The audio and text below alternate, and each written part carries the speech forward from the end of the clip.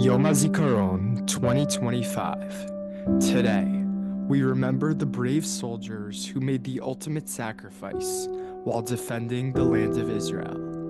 Today, we remember the innocent souls whose lives ended abruptly at the hands of ruthless terrorists. And today, we hear the stories of remarkable lives and the eternal impact they had on this world. Yom Hazikaron 5785, in their honor.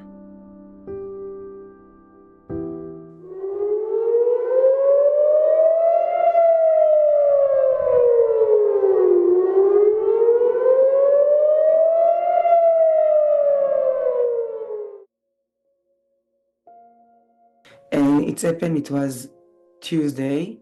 I remember that I wanted to take my daughters to American Dream Malls to have a fun day. And between the library and to go to the mall, I came back to the house to take something. And when I was in the parking lot, friend called me and she asked me where I am because she wanted to give me something she knew already. And then my husband called me and told me if I'm home and to wait for him. I was at work and I got a phone call, and I was the one that had to deliver the message to my wife. It was shocking. I obviously didn't expect it. I went home, I spoke to my wife. I told her that she has to get on the phone with her parents. I think she had the feeling something was happening. And when he came, he put on the phone my mom, and she was with the soldiers, and they told me. It was hard. Today is 6 months ago, exactly. My brother was a commando in a unit that served in the north. He left after him a wife, 6 kids, אחינועם, זיו, שחר, אורי, עמית ועברי, parents and brother and 2 sisters.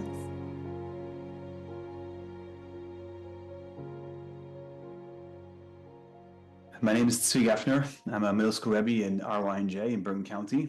I've been here for about 10 years now. Prior to being a Rebbe in RYNJ, I was a middle school Rebbe in SAR in Riverdale. I had the great privilege of teaching with a hero, a wonderful man, Yossi Hershkovitz. Him and his wife, Hadass, came to America for a few years, taking a sabbatical from Israel. They spend, I think, 4 years in SAR, being really a part of the community. And for 3 of those years, I had the privilege of working with Yossi. I remember Motzi Shabbos in November. We got a few text messages from friends of mine that actually used to work with SAR. And they said, did you hear the news? Did you see what happened? Or, I'm sorry to share news with you. And I sat down, wasn't really sure what to expect. And I opened up the computer and I saw that, unfortunately, a good friend of mine, Yossi Hershkovitz, was nifter. Background to the story: Yossi, 45 years of age, 5 kids, a reservist, someone who was not required to be in the army. But as the story went, on October 7th, on Simchas Torah, his wife said that as soon as Yossi found out, he packed his bags and he was ready to go. At his Shiva, I don't know the exact title of this commander, but one of the chiefs of his platoon told over a story about Yossi. And he said that this chief was back from the south to Gaza and south in Gaza, working at 2 jobs at the same time. And it was one night, middle of the night, and he heard someone singing from one of these bombed out houses that the soldiers were staying at. And he didn't really understand. It was the middle of the night in Gaza. Soldiers are trying to get any amount of sleep they can get. And he finds out that really it was Yossi, and here he was singing a song, a niggun to himself. And he pulls him out of the bomb-shelled house and says, Yossi, what are you singing? We're in Gaza, what are you doing? And he shared with him a niggun that he actually created all those nights that he couldn't sleep, those sleepless nights. Gam ki elech begeitz hamaves lo irara ya'ata imadi. Even if I'm walking in the darkest, worst places on earth, places don't look like this world at all, lo irara, I'm not going to fear evil. Ya'ata imadi, because I know you are with me.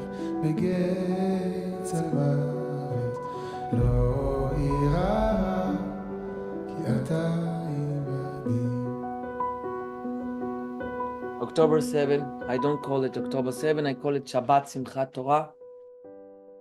When I came back on that morning, that's the time, that's when the army waited for me and they told me that Dvir was killed. The story, what happened on that Shabbat Simchat Torah, 6:30 in the morning, they bombed his base like they bombed the whole bases on the fence. They all went inside the shelters. Dvir went inside the shelters like everyone, but he ran inside the shelters with good friends with him inside the shelters. The terrorists wanted to open the door. They tried by hand. They tried by shooting the door. Dvir was standing up on the door, and after that, two of his friends, like they called it the Iron Hand, because he was first, he was really strong. He kept it closed. The terrorists thought by putting a bomb it will open. They didn't know Dvir was there. Dvir prevented the whole bomb, and the bomb exploded on him, and by that Dvir Chaim, that's his name from his birth, Dvir Chaim Bet HaMikdash, gave life to two of his friends that were behind him, and they are alive because of Dvir. Dvir, happiness wasn't a word in his life. It was his way of life, to see every soul a unique soul. And why am I saying it now? Because after a month, I managed to see his friends. One of his friends come up to me. You know why? He's coming to me crying. Say, okay, yeah, we all missed Dvir. I miss him so much. No. You won't understand what I'm going to tell you. Because of me, Dvir was killed.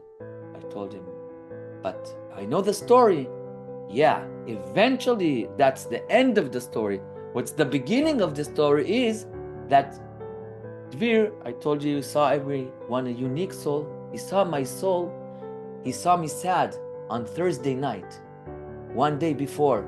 He comes up to me and says, why are you sad?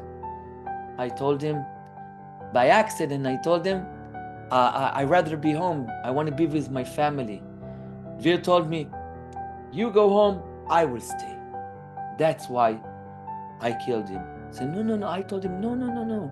First of all, you will never ever take your beautiful, extraordinary smile that you have. You will never, because this is the smile that Dvir let you keep, and you will keep your smile for Dvir.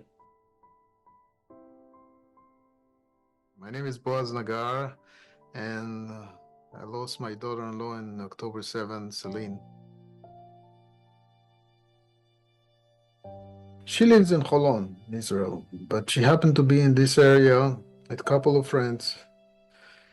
And when they got to this area, there was the first attack of missiles. That's how it started. And they decided to reach a refugee shelter. And it was in the almost the entrance of Kibbutz Miflasim. And they get to the shelter thinking that this will save them from the attack. But few minutes after that came the Nukhba, or the Hamas forces, and actually slaughtered them and killed them in the shelter. She left a new kid, a small kid, Ellie, baby, 6 months she was. My son today is in Israel raising the kid. Now she's like almost 2 years. and beautiful kid that unfortunately will not remember her mother.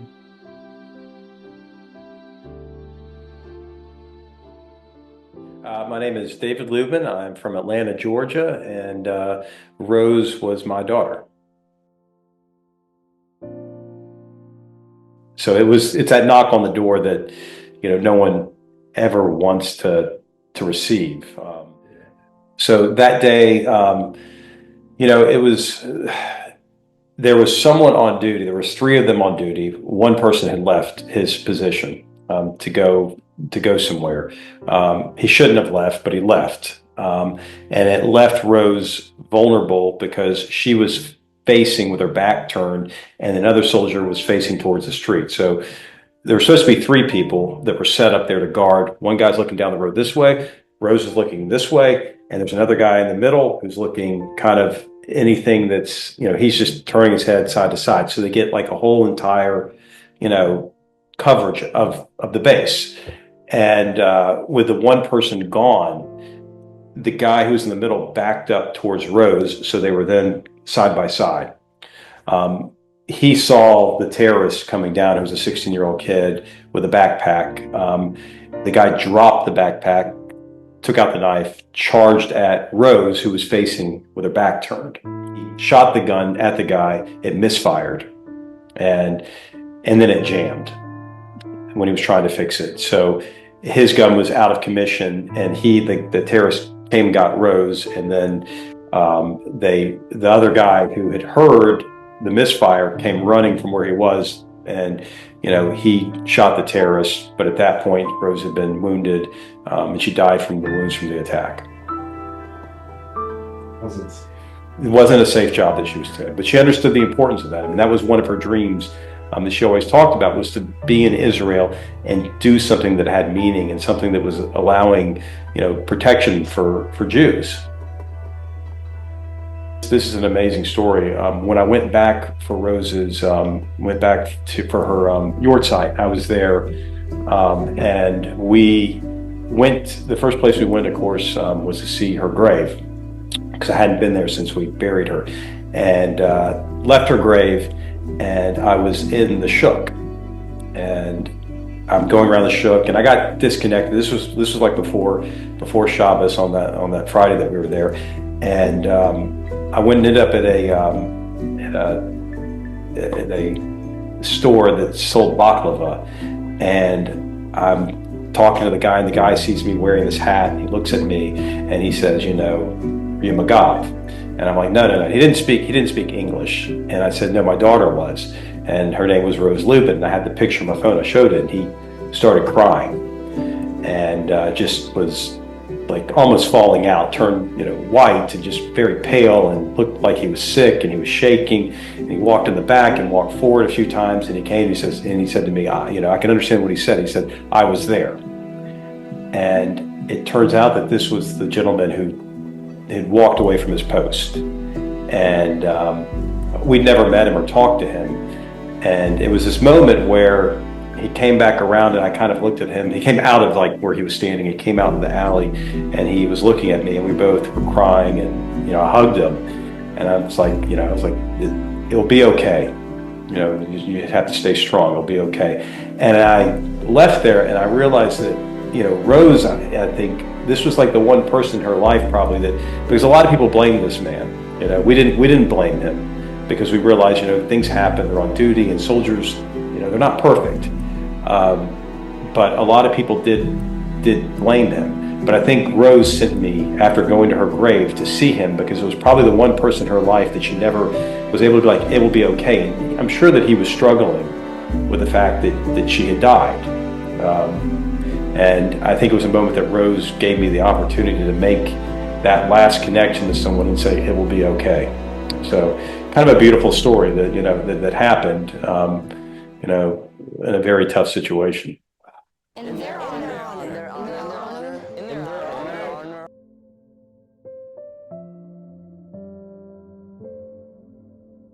I'll make a bracha. I'll try not to speak Lashon Hara. I'll daven for the soldiers. I'll make a bracha on everything I eat today. I say to him.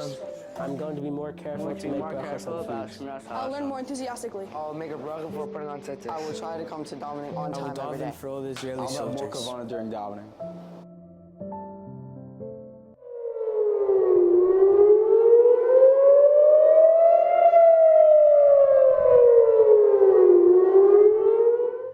I will keep holding tight. I won't get lost in the dark of night. I believe and I don't care how